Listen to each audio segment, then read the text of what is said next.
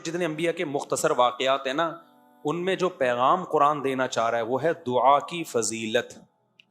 وہ کیا ہے؟ دعا کی فضیلت. تبھی قرآن کہتا ہے وَنُوحًا إِذْ نَادَى مِن قَبْلُ، نوح نے بھی ہمیں پکارا. نوح علیہ السلام 950 سال دعوت دے رہے ہیں اور قوم کے ایمان کی کوئی امید نہیں ہے اور دھمکیوں پہ دھمکیاں. تو ناکامی کے نقشوں میں نوح علیہ السلام نے اپنے رب کو پکارا. قرآن کہتا ہے فَاسْتَجَبْنَا لَهُ، ہم نے نوح کی پکار کو قبول کیا. آج بہت سے لوگ کہتے ہیں ہم دعائیں مانگتے ہیں قبول نہیں ہوتی. بھائی قبول ہوتی ہے اس ٹائم پہ جس ٹائم پہ اللہ چاہے گا. یہ چھوڑ دو کہ قبول ہو رہی ہے کہ نہیں ہو رہی. کتنے لوگ کہتے ہیں فلسطین کے لیے کب سے دعائیں مانگی جا رہی ہیں، حرم میں بھی مانگی جا رہی ہیں دعائیں. ایک تو ہمارے یہاں پروپیگنڈا بہت ہے. بہت سے لوگ کہہ رہے ہیں فلسطین کے لیے حرم میں دعا نہیں مانگی جا رہی، بک گئے ائمہ حرم. میں جب ابھی عمرہ کرنے گیا تو پہلی تراویح میں ہی فلسطین کے لیے دعا مانگی ہے انہوں نے. سوشل میڈیا بہت بڑا عذاب ہے، میں آپ کو بتاؤں. اتنی دجال کے آنے کی ہمیں بالکل ضرورت ہے ہی نہیں. جو لمبا پھینکتے رہو نا، بس پھینکتے رہو. میں نے تو یہ فیصلہ کیا ہے جب تک کوئی چیز اپنی آنکھوں سے نہ دیکھ لو نا تبصرہ ہی نہیں کرو. جو اٹھا کے فیس بک پہ جس کا جو ٹھڑک نکالنی ہوتی ہے نکال کے. میں پہلا دن تراویح کا تھا، اسی میں پہلے دن ہی فلسطین کے مظلوموں کے لیے وہ جو تراویح میں دعا وتر میں دعا مانگتے ہیں پہلے دن ہی دعا مانگی. میں نے کہا لو بھائی، ابھی ہم کل کلپ دیکھ رہے تھے کہ دعائیں فلسطین کو لیے دعا نہیں مانگی جا رہی. تو جو کیا کہہ رہا تھا میں، ہاں لوگ کہتے ہیں اتنے عرصے سے ہم دعائیں مانگ رہے ہیں قبول نہیں ہو رہی. اس چکر میں بہت سے لوگ دعا مانگنا چھوڑ دیتے ہیں. یہ مت کرو. بنی اسرائیل کتنے عرصے سے دعا مانگ رہے تھے، پھر اللہ نے موسیٰ کو بھیجا، کلیم اللہ کو. پھر موسیٰ کے آنے کے بعد حضرت موسیٰ نے بھی دعائیں مانگی ہوں گی راتوں کو اٹھ کے.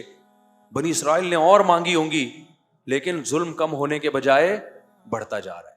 تو کیا موسیٰ علیہ السلام نے دعائیں مانگنا چھوڑ دی ہے بھائی؟ یا موسیٰ اوذینا من قبل ان تأتینا ومن بعد ما جئتنا، اے موسیٰ تیرے آنے سے پہلے بھی ظلم، تیرے آنے کے بعد بھی ظلم، کوئی فائدہ نہیں ہو رہا. حضرت موسیٰ کیا کہہ رہے ہیں؟ بہت مزہ آتا ہے مجھے اس آیت کے پڑھنے میں. بنی اسرائیل نا بڑی قسم پرسی سے حضرت موسیٰ کے پاس آئے. یا موسیٰ اوذینا من قبل ان تأتینا، اے موسیٰ تیرے آنے سے پہلے بھی عذاب میں تھے. ومن بعد ما جئتنا، تو نجات دہندہ بن کے آیا ہے لیکن تیرے آنے سے ہمیں کوئی فائدہ نہیں ہوا. مطلب کہ ہم تو دعائیں مانگ رہے ہیں، سب کچھ کر رہے ہیں، پھر بھی فائدہ نہیں ہو رہا. موسیٰ نے جواب میں کیا کہا؟ یا قوم ان الارض للہ استعینوا باللہ واصبروا.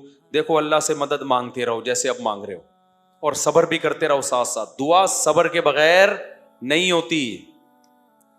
یا قوم استعینوا باللہ واصبروا، اے میری قوم اللہ سے دعائیں مانگتے رہو اور صبر کرتے رہو. آگے دلیل کتنی شاندار دی ہے. سوال پیدا ہوتا ہے بھائی یہ کام تو ہم پہلے سے کر رہے ہیں نا، رزلٹ تو کوئی آؤٹ ہو نہیں رہا. آپ تو وہی کام کا حکم دے رہے ہو جو ہم پہلے سے کر رہے ہیں. ہم یہ کہہ رہے ہیں دعا قبول نہیں ہو رہی، آپ کہیں دعا کب مانگو، مانگ رہے ہیں پہلے سے. اس اشکال کا موسیٰ نے جو جواب دیا علیہ السلام نے، ان الارض للہ یورثها من یشاء من عبادی. اے میری قوم زمین فرعون کی نہیں ہے، یہ گریوی میں فرعون کو ملی ہوئی ہے. زمین کا بادشاہ کون ہے؟ اللہ ہے. تو جب اللہ ہے وہ جب چاہے گا سیکنڈوں میں چھین لے گا اس سے. وہ نہیں چھین رہا، اس میں کوئی حکمت ہے. تو جو اللہ کا کام ہے وہ اللہ کو کرنے دو، جو تمہارا کام ہے وہ تم کرو. ہمارا کام ہے بھکاریوں کی طرح، اس کا کام ہے زمین چھیننا، ہم اپنا کام کریں گے اور وہ اس کو اس کا کام کرنے دو، کیونکہ مالک وہ ہے، جب چاہے گا سیکنڈوں میں چھین لے گا. ان الارض للہ یورثها من یشاء من عبادہ، وہ اللہ جس کو چاہتا ہے زمین کا مالک بنا دیتا ہے. آج فرعون کو بنایا ہوا ہے، اس کا مطلب یہ نہیں کہ حقیقی مالک فرعون ہے. حقیقی مالک فرعون ہوتا پھر ہم مایوس ہوتے نا. حقیقی مالک کون ہے زمین کا؟ اللہ ہے. تو ہمیں مایوسی کی کیا ضرورت ہے بھائی؟ وہ نہیں چھین رہا، کوئی حکمت ہے، ہمیں آزما رہا ہے. وہ جب چاہے گا 2 منٹ میں چھین کے ہمارے حوالے کر دے گا.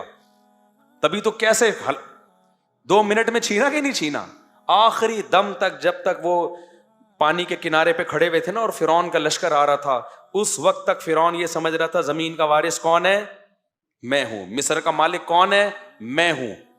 پھر جب پانی میں راستے بنے, بنی اسرائیل پار ہو کے گزر گئے, اس وقت بھی فرعون بھی یہ سمجھ رہا تھا کہ مصر کا مالک کون ہے, بولو میں ہوں. جیسے آج اسرائیل سمجھ رہا ہے کہ بیت فلسطین کا مالک کون ہے, اسرائیل ہے. فرعون تو اس سے بڑے پاورفل تھا, وہ بھی آخری اینڈ تک یہی سمجھتا رہا کہ زمین کا مالک کون ہے, میں ہوں. راستے بن گئے, اس وقت بھی فرعون سمجھ رہا تھا مصر کا مالک کون ہے, میں ہوں. بنی اسرائیل بھی یہ سمجھ رہے تھے, حضرت موسیٰ بھی یہ سمجھ رہے تھے کہ فی الحال زمین کا مالک کون ہے, فرعون. چند سیکنڈوں کے اندر کام ہوا ہے. جب فرعون نے پانی میں اپنے گھوڑوں کو دوڑانا شروع کیا انہی راستوں میں جو بنی اسرائیل کے لیے بنے تھے, اور جب آخری آدمی جب تک داخل نہیں ہوا نا اس پانی میں, اس وقت تک بھی بنی اسرائیل یہ سمجھ رہے تھے کہ مصر کا مالک کون ہے, فرعون. ان کو کیا خبر تھی کہ یہ ڈوبے گا یہاں پہ. اللہ نے موسیٰ کو صرف یہ بتایا تھا کہ سمندر پہ لاٹھی مارو راستے بنا دوں گا. اب تک یہ وحی نہیں آئی تھی کہ اس کو تباہ بھی کروں گا, جو ظاہر اس آیت سے جو پتا چل رہا ہے. تو اس وقت تک سب یہ سمجھ رہے تھے. این وقت پہ جب آخری شخص پانی کے اندر داخل ہوا ہے نا, اور اس امید پر کہ اب ہم وہاں سے نکل جائیں گے, اس وقت اللہ نے سمندر کے دو پارٹوں کو ملا کے بتا دیا ان الارض للہ, زمین کا مالک کون ہے, اللہ ہے. یورثھا من یشاء من عبادہ, جس کو چاہتا ہے اپنے بندوں میں مالک بنا دیتا ہے. تو آج اسرائیل کا جو فلسطین پہ ظلم ہو رہا ہے, ان فلسطینیوں کے لیے دعا بھی کرو, مدد بھی کرو, جو کر سکتے ہو کرو, لیکن مایوس ہونے کی ضرورت نہیں ہے. دعائیں مت چھوڑو. کب سے دعائیں مانگ رہے ہیں قبول نہیں ہو رہی, بھائی ہمارے لیے آزمائش ہے, اسلامی ملکوں کے لیے آزمائش ہے. ان کو تھوڑی چھوڑے گا اللہ, جو ہمارے حکمران جو کچھ کر رہے ہیں, ان کو بھی تو آزمائش میں ڈالا ہے نا اللہ نے کہ کیا کر رہے ہیں. لیکن اس کا یہ مطلب نہیں ہے کہ بھائی فلسطین کی سرزمین کا یہودی مالک ہو گیا. اصل مالک کون ہے, اللہ ہے. اس نے وقتی طور پر کچھ ظالموں کے حوالے کی ہوئی ہے, تو ہم اپنا کام نہیں چھوڑیں گے. اور جب اللہ نے اپنا کام کرنا ہوگا, اس کو صدیاں اور سال نہیں چاہیے, وہ سیکنڈوں کے اندر نقشے کو تبدیل کر دے گا. آج بہت بڑا مسئلہ پتہ ہے کیا ہے دینداروں میں, وہ دعا سے بہت غافل ہیں, اور بلکہ دعاؤں کا مذاق اڑانا شروع کر دیا ہے. ابے یہ مولوی دعاؤں میں لگے رہتے ہیں, ابے یہ دعاؤں سے کیا ہوتا ہے, مولویوں نے لوگوں کو دعاؤں میں لگا دیا, نمازوں میں لگا دیا. اور جو ایسی باتیں کر رہے ہوتے ہیں وہ دعائیں بھی نہیں کر رہے ہوتے, یا تو کوئی بڑا تیر مار رہے ہو نا, کوئی تبدیلی کے لیے ایک نیا پیکج لے کر آئے ہوئے ہو, وہ بھی نہیں کر رہے ہوتے, کچھ بھی نہیں کر رہے ہوتے. ایک دعائی تو رہ گئی ہے. دعاؤں سے کبھی غافل. میں نہیں کہتا کہ صرف دعا سے سب کچھ ہوتا ہے, اسباب بھی اختیار کرنے پڑیں گے, لیکن آج کسی حد تک اسباب ٹوٹے پھوٹے لنگڑے لولے اختیار ہوتے ہیں. دعاؤں سے کیا ہو رہے ہیں لوگ, غافل ہیں. تو دعا مانگنے کی عادت ڈالو. اور نبی صلی اللہ علیہ وسلم نے فرمایا کہ انسان کی دعا اس وقت قبول ہوتی ہے, صحیح حدیث ہے, کہ جب تک اس کے دل میں یہ خیال نہ آئے کہ میری دعا قبول نہیں ہو رہی. جب یہ خیال آتا ہے نا یار مانگ رہا ہوں قبول نہیں ہو رہی, پھر قبول نہیں ہوتی. تو اس لیے یہ جو آیتیں میں جلدی سے بس 2-3 آیتیں پڑھ کے بیان کو ختم کرتا ہوں, ان کا خلاصہ یہی ہے کہ نوح علیہ السلام ناکامی کے اسباب میں اللہ کہتے ہیں جب قسم پرسی میں ہمیں پکارا, فاستجبنا لہ, ہم نے نوح کی دعا کو قبول کیا. کب قبول کیا, 950 سال کے بعد. کتنے سالوں کے بعد, لیکن کیا نا اللہ نے. یعقوب علیہ السلام ساری زندگی دعا مانگتے رہے, قبول بڑھاپے میں کیا. اگر نہ مانگتے تو کچھ بھی نہیں ہوتا. تو اور اللہ اگر ایسے دعائیں قبول کرنا شروع کر دے, ادھر مانگی ٹھک کر کے, وہ تو پی کے فلم ہو جائے گی. وہ شارٹ کلپ کسی نے بھیجا تھا, میں فلمیں نہیں دیکھتا, یہ ذہن میں جو لوگوں نے لکھا ہوا ہے اس نے چھپ کے پوری فلم دیکھی ہے. نہیں دیکھی, اللہ کی قسم نہیں دیکھی.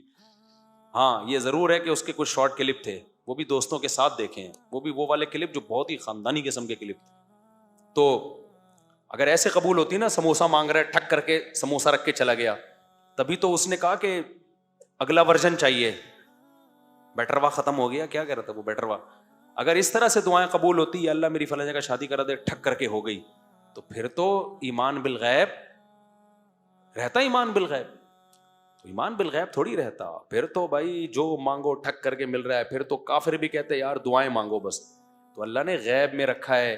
تبھی دعائیں وہ لوگ مانگتے ہیں جن کا ایمان بالغیب ہوتا ہے. وہ بہت جاندار دعائیں مانگتے ہیں. جن کا ایمان بالغیب نہیں ہے ان کا ہر عبادت میں دل لگتا ہے, دعا میں ان کا دل نہیں لگتا. ان کو لگتا ہے یار یہ ایسے ہی بس جا رہا ہے. وہ نماز پڑھ لے گا, قرآن پڑھ لے گا, دعا نہیں مانگے گا وہ. تو اللہ تعالیٰ فرماتے ہیں فاستجبنا له, ہم نے ان کی دعا کو قبول کیا. ونصرناه من القوم الذين كذبوا بآياتنا, اور جو لوگ ہماری آیات کا انکار کرتے تھے ہم نے نوح کی ان پر مدد کی. نوح علیہ السلام کمزور تھے, ہم نے ان کی مدد کی. آگے اللہ نے سلیمان اور داؤد علیہ السلام کا تذکرہ کیا